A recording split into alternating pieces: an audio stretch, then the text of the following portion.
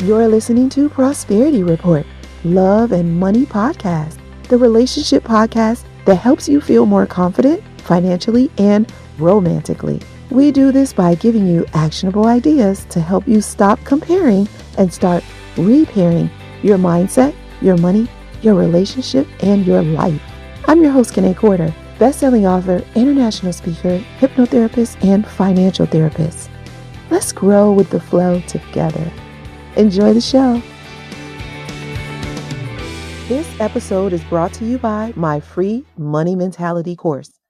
Learn your money personality and how you can reach your full financial potential. Have you ever heard messages like, money doesn't grow on trees, we can't afford it, or money can't buy happiness? Neither can poverty, but there's no quote about that, right? Society has imprinted messages in your brain and they're affecting you and how you handle money. Maybe you're a spender, maybe you're a saver, or maybe you're a hero, saving all the people around you with your money. You can find out by taking the free Money Mentality course. This free course will help you determine how to stop the negative behavior you have with money, how to continue doing the positive things that are working for you, and how to start doing new things, new behavior that will help you reach your full potential. You'll gain clarity, connection, and a community of achievers just like you. Thousands of people have already taken this course. Join us so you can learn your money mentality. It will be the easiest, most informative course you have ever taken. It's free, so the only investment is an investment of your time, which I know how valuable your time is. So I've made the course impactful, full of value, so you can get back more than you put in. And there's a free gift at the end. So go, check it out, and start reaching your full potential today. Go to KanaeQuarter.com/money-course. It's a small investment to make a big impact on your life. Again, that's KanaeQuarter.com/money-course. Take the Money Mentality course, gain clarity, connection, and a community. Go to KanaeQuarter.com/money-course. I'll see you there.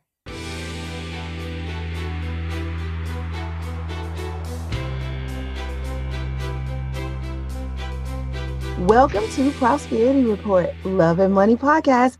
Hey guys, have you ever heard the term financial infidelity? If you haven't, we're going to break it down for you today. And if you have, we're going to give you more information so you'll know exactly what it is. Today, my guest, Paul Golden, is the Managing Director of Communications for the National Endowment for Financial Education. NEFE is an organization dedicated to educating financial decision making. I'll tell you more about that in just a few minutes. First, I'd like to introduce you to our guest today as we get to know Paul and discuss the topic of financial infidelity. Maybe consider where you may have committed financial infidelity and maybe some steps you can take to begin to be more open-minded, but also more open in your communication. So join me in welcoming our guest today, Paul Golden with the National Endowment for Financial Education. Hey, Paul. Hey, it's good to be with you. Thanks for having me on the podcast. Oh, I'm so glad you're here because this is a great topic that we haven't talked about yet, and I really want to get into it. But before we do, I'll give you a little breakdown of what I like to talk about, and then I'll ask you one question that I ask everybody. So the first question I ask everybody is, what is your idea of prosperity? And then we're going to talk about your role at NEFE and kind of what you do. But then we also want to talk about what is NEFE, like on what you guys do. And then we'll get into the financial infidelity conversation and talk about your Harris poll, and then wrap up with some action items that maybe our listeners can do to avoid financial infidelity. How's that sound? It sounds like a lot, but I'm okay. I'm ready for it. I'm down. Okay, so we'll take it one thing at a time. Prosperity. How about prosperity is having the knowledge and empowerment to make financially sound decisions that can improve your overall well-being. Ooh, nice. Is Yeah. that, I don't know. And if that sounds smart, then that's all mine. It does. And I love it because it encompasses what we talk about here on the Prosperity Report. It's all about, having the lifestyle that you desire, but being able to, quote unquote, afford that lifestyle, putting decisions in place that get you there. Yeah, and it's like so much of managing money just gets focused on goals, and that's great. We all should be setting goals and thinking about goals both short and long term, but they get so convoluted and so pie in the sky. It's like you think about the end goal of where you want to be at, and it can seem really daunting to start to, like automatically think that you can achieve that and be there. And that's where a lot of people get tripped up. And so much of finding your way and navigating your way is small, manageable goals, giving yourself a chance to reward yourself and experience some sort of success, and just understand that things change all the time. And as you and I have discussed before, it's like this is a lifelong process, right? And we can't learn everything we need to about managing our money in one setting. We got to be open to education throughout our economic lifetimes, because things change, circumstances come up, challenges come up, and we're at different life events all the time. So I really enjoy and like what you do, and you're helping a lot of people. So congrats to you. Thank you. Thank you so much. And yes, all of those were such great points. And like you said, life changes. You go through all these life transitions, you get married, you have babies, maybe grandkids, retire, all of these things happen. And while all of that's happening in your life, stuff is happening in the world. I mean, if you think about it, like when I used to talk to my grandparents about money, it was completely different. My grandfather loved CDs. Now, nobody even talks about CDs. Well, what wasn't to love about them when they were returning 10, 12, 15%. Yes. Exactly. They were a big financial instrument then. And now you're telling people, it's like, well, lock up your money for 5 years at, I don't know, whatever it is. It's not right. One or something. 5%. No. It's pretty low. So, yeah, I mean, times change. And of course, pensions and Social Security and everything is different. The rules of the game have changed for everyone. And people are worried about kind of keeping themselves centered right now and just dealing with Main Street, but you can't help but hear everything that's going on Wall Street and the economic, uncertainty and market volatility and rising interest rates and rising home prices. People get freaked out. And sure, of course, it's understandable. But, hopefully, managing, and you've said it a bunch of times, and I totally agree with it, is that managing money is just as much managing emotion. And that's where people should be, is just, breathe. You can get through this. You're capable. You can do this. Yes. Spoken like a true financial coach. We need to hire you. I'll do it pro bono. Yay. But that's exactly what we say all the time. You can do it, because people get defeated and confused because of all those things we just named. It can be confusing because education is important, even for like my listeners and my clients and patients are not financially illiterate. They're just financially confused. And that still requires some education. There might even be some financial wellness, like they've been spending money or they do a good job of earning it, but maybe they don't know the other areas and what they should do with money once they earn it. So tell me more about the National Endowment for Financial Education and kind of what you do and what the goal is. Where do I start? I mean, we've been a private operating foundation for more than 20 years, but have been doing education for more than 40. And, you can't solve everything through education, but you're trying to give people foundational knowledge. And then, that's kind of the inoculation, and then little booster shots of knowledge as they go through life. And we're not tied to anyone. We're, independent. We're nonprofit. We're non-commercial. And our goal is basically just to try to help people better understand their relationship with money. I don't like the term financial literacy as we talk about, where people are in a spectrum. It's more about where you are, in terms of financial capability and your path to financial wellness. So it's a lot of different things, and it has to be revisited. We would love to see every kid get exposed to a high school level education about money. And that's one of the things that we've done. We've actually done it since the mid-'80s, is provide a program that any teacher can use, and it's free of charge. And that reaches about 900,000 students a year, but that's a drop in the bucket to the amount of high school students that are actually out there. But we're doing stuff for college programs all the way up into retirement. We work with a lot of different nonprofits to do the financial management component for the things they do. We're a big research shop, so we're funding a lot of behavioral studies to learn why people do the things they do with money, but then trying to come up with actual, I don't want to say advice, but tips and different things that people can do. Our website, smartaboutmoney.org, is, Yeah. again, nonprofit, non-commercial, and it's a great site to kind of go no matter where you are. If you're looking to boost savings, whether that's for an emergency savings or retirement or other short or long-term goals, there's little tips and resources and worksheets, and there's self-directed courses that you can go through to help you meet that goal. It's about paying off debt when you've got kids on the way or getting ready to buy a home, or, it's all the different things that we deal with, and we try to provide an educational intervention at that point in time for people. So I've been with this organization for 14 years. I worked in financial services before that. I was in media before that. And I'm just so happy to be part of an organization that is altruistic and just trying to improve, health and well-being of people, because it's needed, whether there's an economic environment that's unstable or flourishing. Yeah, absolutely. That sounds so good. So students, high school, college, and also retirees. So it's a long spectrum of people that you can assist. What's really near and dear to my heart that you didn't mention is the help you do with domestic violence survivors. As you know, Presidential Lifestyles cause is domestic violence, and that's where we put our attention because we know that 99% of domestic violence cases include financial abuse.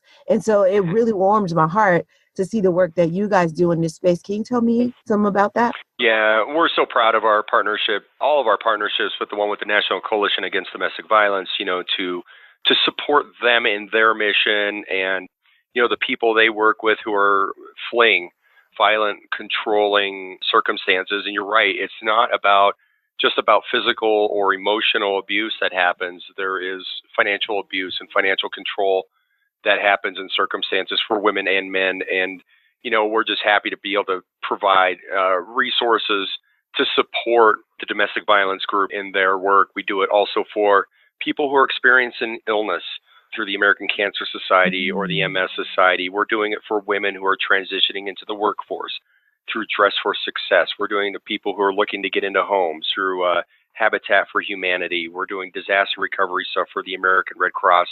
Money touches every point of our life pretty much every day. And in a second, it can turn. And we're trying to just make sure that we're supporting the organizations who are helping people through other crises and helping through the financial component of it. Yes, yeah, absolutely. And what I find is that everywhere that you guys are, because you named like, I don't know, 10 or 12. I know, it's a lot. It's like more than 120 different nonprofit partnerships that we've been a part of, and we're proud of every single one of them. Wow, yes. And that's so cool because there's a different component there. Like you talked about health, like if you're dealing with health issues and medical bills are coming in, your attention is not going to be on your everyday budget. That's a totally different lifestyle that you have to live now if you're trying to pay back medical bills and deal with your life in that sense. Same thing with domestic abuse. If you're trying to figure out just how to survive in this and you're always in survivor mode, this traumatic experience is happening to you. Hard to think about money in that sense. But then later becoming self-sufficient, if somebody else was controlling the finances all of your life, and finally you have to do that on your own, that in itself is scary and may not Yeah. allow you to leave because you may not feel confident to do that. Yeah, it becomes very overwhelming. And, so hopefully the education just plays a small role in the overall empowerment of everyone who experiences a challenge. And, we can be everything from, as we're talking about, controlling relationships where you don't have any sort of touch in the financial household finances. But, we all experience setbacks. Each year there's a near 70% probability that something's going to happen to you. The car's going to break down. That happened to me last year. You're going to have medical expenses. That happened to me last year. Something's going to go on the fritz at the house. That happened to me last year. And so, but, it's going to happen. And so we want people to be empowered and know that they're taking the steps to prepare for the unforeseen things, emergency savings, and having the budget and, using credit responsibly. It's a lot of different stuff. Most of it's fundamental, but as people are getting ready to transition their lives through, no matter what the circumstance is, we want to be there to support. It's nothing we take lightly, for sure. Yeah. And I like how you said earlier that you want to make sure everyone has that education, like a high school education for finances, because normally that's not being taught in schools. Here in Georgia, Junior Achievement does some work around teaching elementary school so that they can take that, through their lives. But for the most part, it's not being taught in school. So it's kind of a trial and error thing when you get out in the world, and even in a relationship, you two, maybe on different levels, may not be equally yoked financially. So then that may cause what we're going to talk about today, that financial infidelity. Yeah, and it would be great if every teen had access to financial education in school. It just makes sense. It's a life skill, but it's just going away. I mean, when I was in middle school and high school, we had courses that taught us, how to manage money. It was, I don't want to say it, it's going to date me, but it's like, real antiquated, like, hey, here's how you write a check and balance a checkbook. I know. Oh, God, I can't believe I'm there. But we learned that. And we also learned, things like shop class and, what we called home economics. And it wasn't about sewing or cooking. It was showing that you could follow instructions to get the end result. We were also teaching kids, about trades, and we were identifying that they had skills to work in the trades. And as those things go away, I think it's really sad. And there's not a lot of states that have mandates in place to teach personal finance as a high school requirement. And there's certainly not a well-defined strategy in any state. And that's a problem. We want teachers to feel empowered, not only with how they're presenting information, but that they feel confident with the material themselves. And it's like, I don't feel like I could probably teach calculus very effectively because I don't know the material. And if people feel that way about their finances, they're not going to want to teach their students. So true. So parents have to step up their game, and then parents don't talk to their kids about money because they're like, well, I'm not great about managing my money. Your kids are still watching you. You're still influencing them. They're still watching your behaviors. They're still seeing, how you interact with money. So even if you're not talking to them, they're learning. So parents, as long as they're not getting access to this in school, parents need to step up their game. They have to have regular conversations with their kids. They have to look for cues or when they're interested in money or getting a bank account or whatever. I'm dealing with this with my teens right now, and I've talked to them about the importance of savings, but it wasn't until they were like, I really want a savings account. And it's like, jump, let's go. Let's take advantage of that interest. And, so that's kind of where we need to be, until we can resolve getting this stuff more in schools every day. And it should be.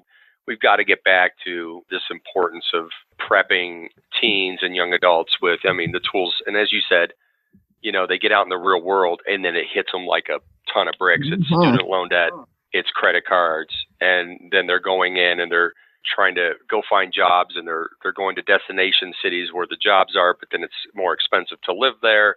So they're paying more for housing than what the financial planning model says you should be at.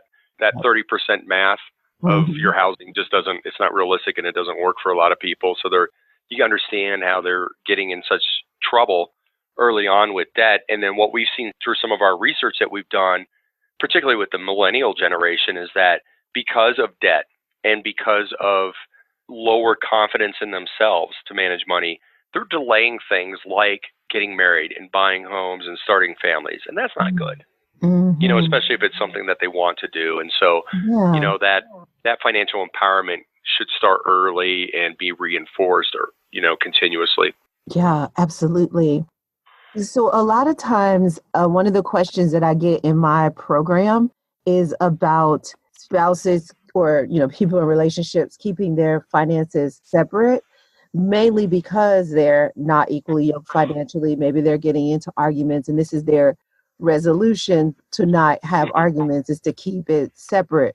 But I find that is one of the causes of financial infidelity. Tell me about what you discovered with the poll for financial infidelity, and maybe what were some of the causes of financial infidelity. Yeah, so this isn't anything new that we've looked at. This is something we've been doing over the course of the last 10 years. We do it biannually, so we do it every other year. And we want to check in and just kind of see, how people are doing in terms of managing money within their relationships. And so financial infidelity became a topic we were interested in because we were kind of surprised with how many people said that they were committing an act of deception against their partner or spouse. When we started doing it 10 years ago, we're like, let's stay connected to this and see how things go. And we've seen the number just trend up since we've done it. So basically what financial infidelity looks at is people who are in committed relationships with, whether that's, through a spouse or a partner, and where household money is combined, how many are willing to admit that they have committed an act of financial deception? And so these are not people who are saying that an act has been committed against them. They're willing to admit that they themselves have done it. And 2 in 5 people say that they have committed an act of financial deception. And that's pretty high. That's gone up from about 31% when we started doing it. So it's 42% now, and it was about 31% 10 years ago. And we want to know, what does it look like? And it can be smaller things. Maybe you bought something that you didn't tell your partner about and was outside the budget. It runs all over the place. But these smaller deceptions can lead to bigger ones. So it's maybe like you used a credit card and you didn't tell your partner about it. But bigger deceptions happen where people are hiding accounts against their partner, completely hiding accounts. They're hiding, they're lying about how much money they're making. They're lying about how much debt they have. So, what is a seemingly benign deception can blossom into something that's much more serious. Wow. Yeah. I think I was most blown away by the number of people who said it's a problem, but they weren't willing to change it. It's like, whoa. Yeah. Yeah. And we looked at what is the impact on relationships. So if this is happening with such a fairly regular consistency, it's like, what is the impact on a relationship? And 3/4 of people say that the act of financial infidelity has an effect on the relationship. And it's the obvious things. Obviously, there's a breakdown of trust that occurs. There's more fighting and arguments that are happening. It's leading to separation in some circumstances, and it's leading to divorce in others. But there can be a silver lining in this, is if it is going on, you can maybe start to have a better conversation and more transparency about the things that you're doing. And so there can be a silver lining here that it can bring couples closer together as a couple, because now they've started to understand who each other is financially, engage in more regular conversations, and now they're maybe taking on more of a joint responsibility in managing money. Yes. As a counselor, what I teach is vulnerability.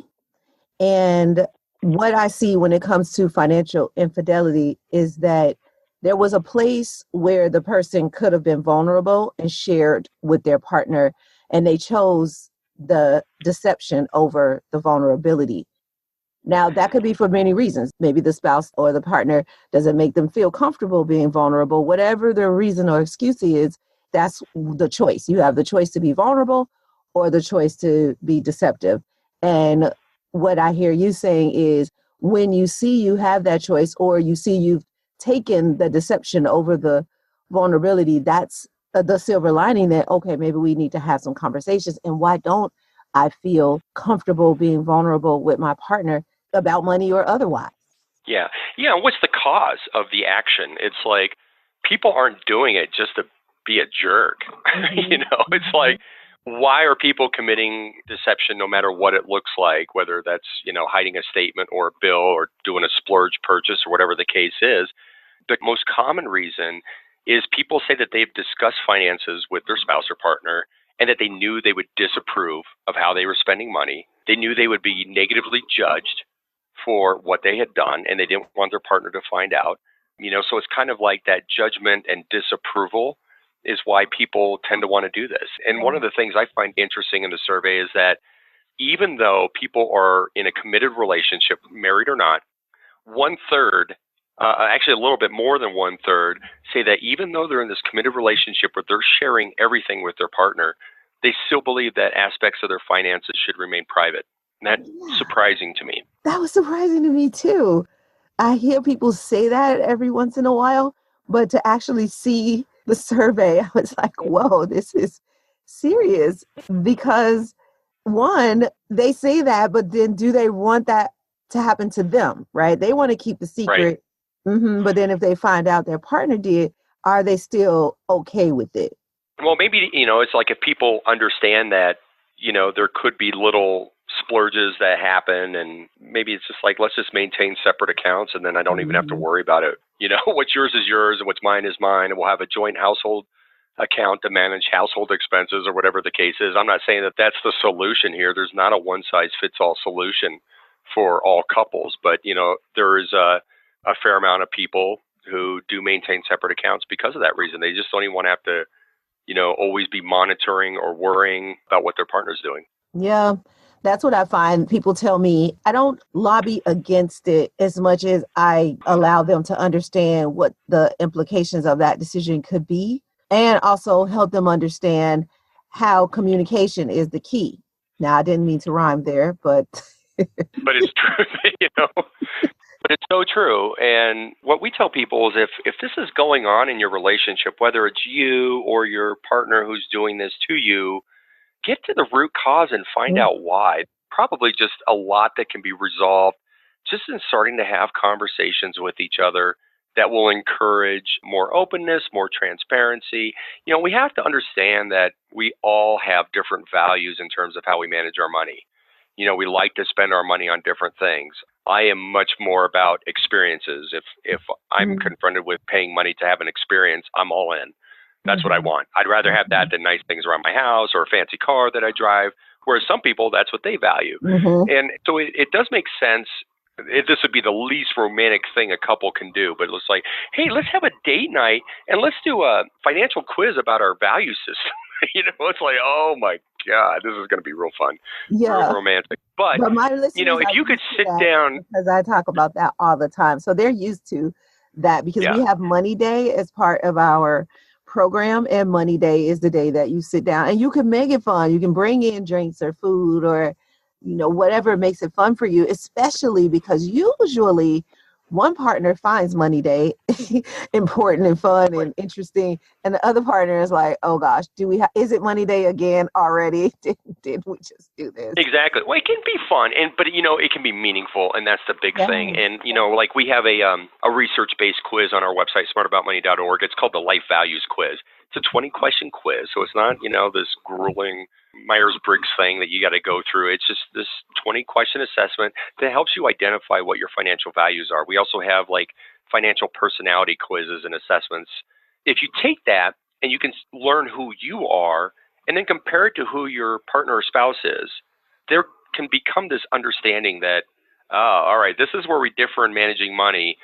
So we need to talk through certain spending decisions in these areas more, or, whatever. But it just gives you some sort of foundation that you can build on. And I'm just all for it. I think that's a good place to be. And then make a regular commitment on date night to say, let's talk about money just for 10 minutes, but just like, what's gone on? Did you have any challenges that came up, or is there anything that you're thinking of for a goal that might be different than what we've talked about before? How are you feeling about, where we are financially? Is there something you think we should be focusing on that we're not? Just talk, just check in and see where your partner is. That basic communication can, smooth over a lot of these problems. Yeah, that is so true. So I want to go over it because we sound like we have a bunch of tips here. You've been throwing them out there, but I'm going to I pull know them yeah, together. it's all over the And place. I know we're all over the place. But also, I'd like to point out that what I hear you saying is this is my language. I call it money history, but it sounds Yeah. like money history is guiding some of these deceptive actions because maybe your parents told you a certain way to handle money and your partner's parents taught them a different way. And so, because you have these different values or opinions about money, you don't even want to talk about it because what I find is that, and people don't always know this, when I tell you that your money values are wrong, quote unquote, what I'm also doing is insulting your parents or your grandparents. And it Right. doesn't seem like that, but that's if we get down to the emotions, because I'm a counselor. So we get down to the emotions, that's really what I'm saying. Because you just insulted my grandfather who taught me this value, and it can't be wrong because he's so wise. So we've got to get past that and then put together what I call a marriage money mission, or if you're not Hmm. married, just a money mission. And that money mission is bringing together with my grandfather and my parents and your grandfather and your parents and grandmother and aunts and whoever, bring it together and stir it up and see what works for this family. And that is a conversation you can have at one of the early money dates, is to say, what are the values? And take the quiz, like you said. We have a quiz too. It's more about your money mentality. But I wonder if they take the money mentality quiz, take your quiz, that money personality and the money values, just to see like how it all aligns and really get to know themselves. And that's the theme of this, is really getting to know yourself, being open-minded so that you can be vulnerable and share that with your partner so that deception doesn't happen. Or if you know that ahead of time, and then the financial deception does happen, you don't rush to judgment and make it personal or take it personal, right? So You can true. try to figure out, or maybe you already have an idea why they did this because you understand your value system's different, and you can understand why they did it. And so that's the big thing. And I would say that if you are the person who has committed an act of financial infidelity against your partner and spouse, and they don't yet know, make sure they do know, because once they uncover it, it's going to just cause this initial breakdown of trust, and then things become even more difficult to deal with, except that it's going to be a stressful conversation. And maybe say, you know what, we don't talk about money much. We should sit down and have a discussion about money or spending, or I've done some spending that you don't know about, and I want to make sure that we're on the same page and that our goals are consistent with one another. Maybe there's just some way that you can broach that conversation a little bit. If you are committing the act of deception, find a way that you can engage in a conversation with your partner to bring it to light. And if you are the one who has maybe found out that you've been cheated on, don't sabotage them by, saying, oh, we should just go out on a date night and have a talk, and then be like, oh, I found this receipt. What are you doing? And, or don't sit there and say, you know what, we really need to have a talk, because that kind of sets up defensive walls right away anyway. Mm-hmm. Kind of know ahead of time what you want to get out of the conversation before you have it. Try to take the time to identify or try to understand why your partner may have done this act, and so that you can come to some sort of, I don't know, it's just better footing. Yep. You go into the conversation with better footing. Yeah, totally agree. So you talked about the goal, going into the conversation, knowing the goal. That is actually a question I was going to ask you about the survey itself. Was there a goal when NEFE decided to do this survey? Is there a goal? Like, what did you hope to discover or heal in couples financially? Well, I mean, we don't have, we never have a goal when we put something out there where we want to learn about people's interactions with money. But when we find out what story is being told, we want to come up with, hopefully actionable items for people who are experiencing this. So it's not just about a sensational headline that's like, oh, there's a 42% likelihood that your wife is financially cheating on you. It's more about, what can you do about it if it's going on? And it's likely that it's going on. It's common that it's going on. What are the warning signs that it may be happening? Those are things that are kind of interesting to me. So it might be like, my jeans are wadded up on the floor, and you go through the pockets and there's this piece of paper you don't recognize, and it's a number. Oh my God, what is it? Well, it's not a phone number. It's a, bank account or something like that. Or, whatever. I don't know. That's silly, but maybe it's not that. But, when you try to engage with your spouse about money and they're defensive or withdrawn in having those conversations, that could be potentially a warning sign. If they are trying to race you to the mailbox every time to intercept bills, or paying them online before they come in, or removing itemizations from the statements so you can't see what is being spent on, those are potentially warning signs. So, know that those could be the things that you're looking for if you suspect it. But then again, if it is going on, that's where we set the stage for having a productive and meaningful conversation about it. Don't just be a crazy person and go on and attack them. Try to understand why this is happening, because oftentimes it's something very small. It's just like, I really had a hard week and I wanted to go out and have some beers with the fellas. Yep. Mm-hmm. Or, it's like, I was out, we're doing our weekend cruising around the mall, and I saw something that it was outside the budget range, but I really wanted it. Start to have that conversation, and it just sets the stage for more transparency and more frequent interaction with one another. It really does. So as we wrap up, I want to touch on a few of the tips that I heard you say. And then if you have any more, I'd like you to, give them to us. Sure. One of the things that we do here on Prosperity Report is we like to set up our tips sort of in like a start, stop, and continue mode. I do it that way so it, lays on our brains pretty easily. Some of the tips that I heard you talk about was the date night or money day. So start having a money day if you're not doing that already. And I would say at least once a month. If you can do it more, please, but at least once a month. And what I heard you say is to just start with a 10-minute conversation. And then if you need to go for more, then you can extend it as you get comfortable. I also heard you say having the fun, what I call a fun account. So like you have all your money going in and it's working, and money that needs to work together is working together, and savings and all of that. But each partner having their fun account. Some money goes into their account and they can do whatever they want. They have the freedom to buy whatever they want. That way the deception is sort of encouraged. It's like, here, that's your fun money. Just go do whatever you want to do with it. So start separating out some money where you don't have to judge what your partner is doing, and then stop assuming or guessing that your partner is going to disapprove, and figure out a way to have that conversation with them and at least give them a chance, because you're taking their choices away. So stop taking your partner's choices away. Is there anything that I didn't mention that you wanted to make sure we took Yeah, away? those are the big things. I mean, again, identify the warning signs, know the root cause of why these things are happening before you engage in the conversation. The regular conversations are important, whether financial infidelity is going on or not, because it's just good practice to be on the same page with your partner. If you're dealing with financial infidelity, just understand that if this has happened, it's going to take some time to get trust back, to come to root causes. It's going to take sustained transparency. It's going to take a commitment from both of you to work through it, but it matters in the long run. And then as far as accounts, in our survey, we ask people, it's like, do you maintain separate accounts to kind of combat financial infidelity or not? And 2 in 5 said that they do. They choose not to combine finances. And it's not to say that that's the right answer, but there can be a compromise here somewhere. And you hit it. It's like the fun money. If it feels too disconnected for you to have each maintain separate accounts, do an allowance. Allow each person some play money and that discretionary spending that they can do with as they choose. It's the same for both. Keep negative thoughts that you have about how they spend money to yourself. Just let them do it. Exactly. And if you're going to separate accounts, set guidelines for how much people are going to pay toward household expenses. We want things to be equitable.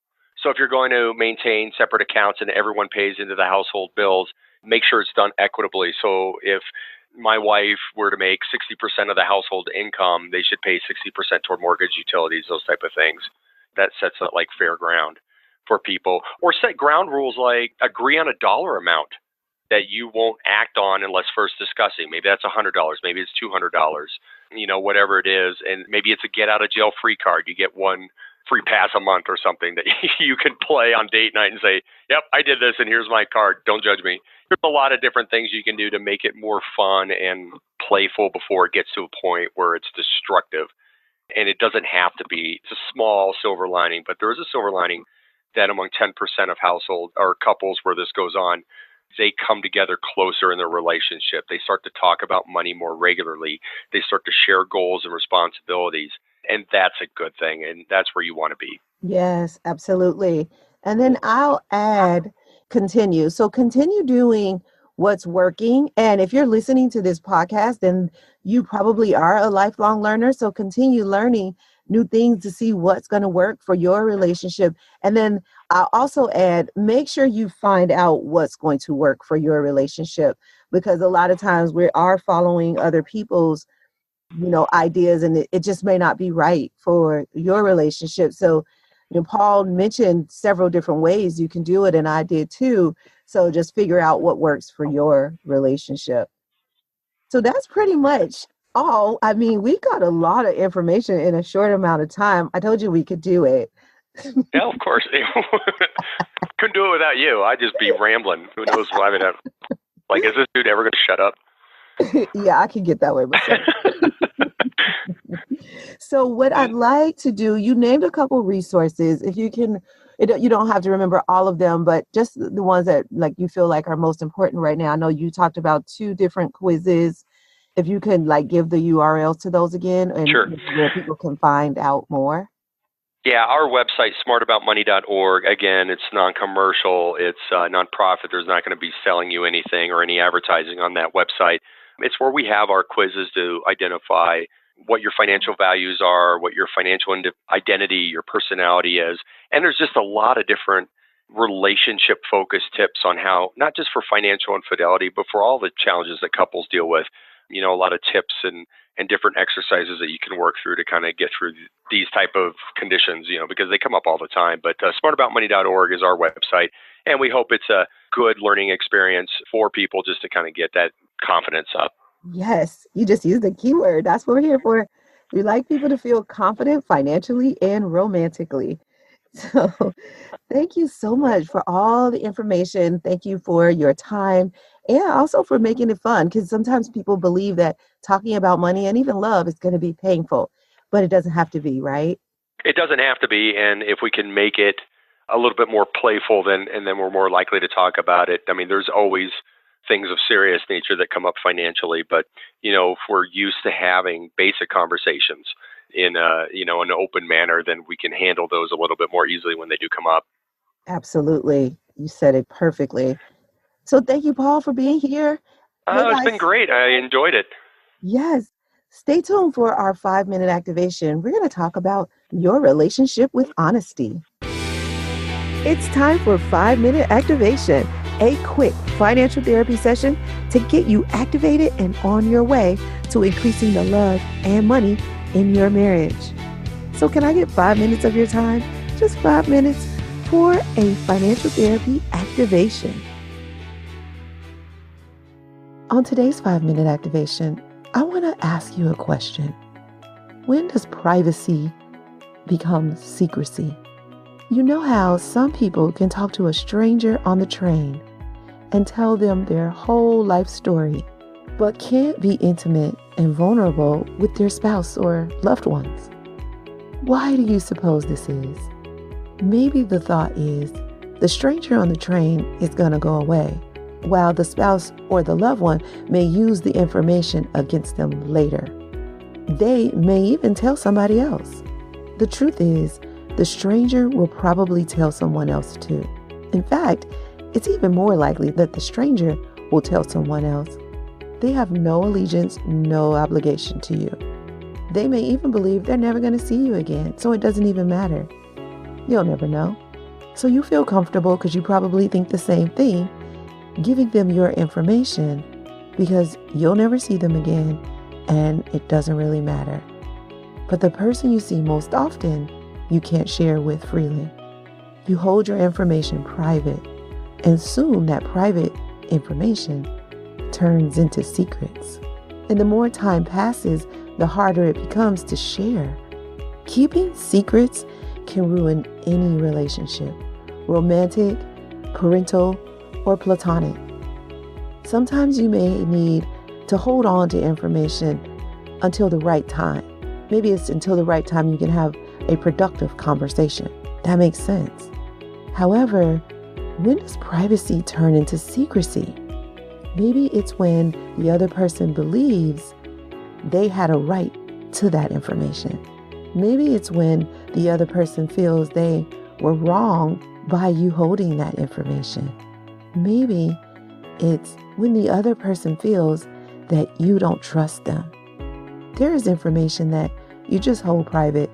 Like, nobody really wants to know how many times you went to the bathroom, or maybe about that bad dream you had that's never going to come true, or even a surprise you're planning.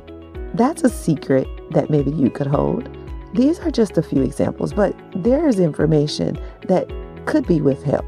The easiest way to decide if it's private or if it's a secret is ask yourself, would I want to know this? If the answer is no, it's probably private information. If the answer is yes, then you're probably holding a secret. I once knew a woman that kept her cancer diagnosis a secret. She kept it a secret until she was almost ready to pass away. She didn't want anyone to judge her or try to persuade her to do something different than what she had decided. She didn't want anyone to pity her. And most of all, she didn't want anybody to worry. Her intentions weren't malicious. However, her children, husband, and friends felt betrayed.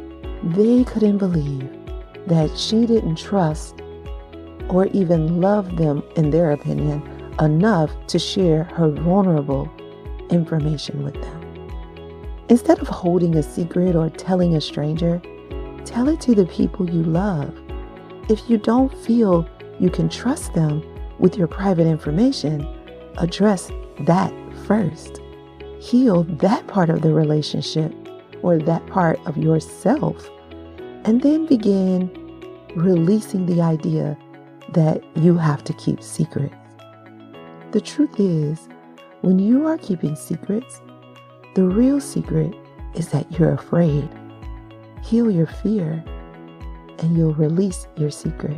Fear usually comes because we feel we won't be loved if we share our secret. Well, no worries. There's enough love, and it's just not true. So no matter how private the information is, if you know in your heart the other person needs to know, release the fear, heal the fear, and tell your secret. You will still be loved. And maybe the other person will share a secret with you. And that's our 5-minute activation for today. Hey guys, thanks for listening.